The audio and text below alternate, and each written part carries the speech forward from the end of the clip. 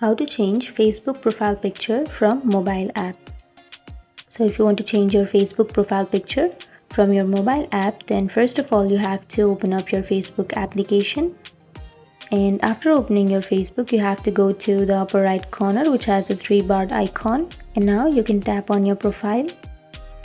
And here you have to again tap on your profile picture. And after tapping on your profile picture, you will have four options.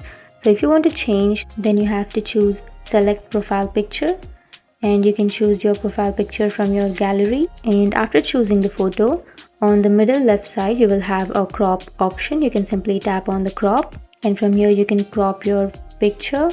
And after cropping, you can go to done, which is on the upper right corner.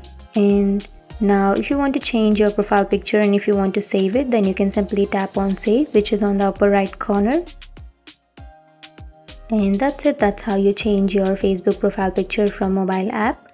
And if you have any questions, feel free to comment below. Thanks for watching.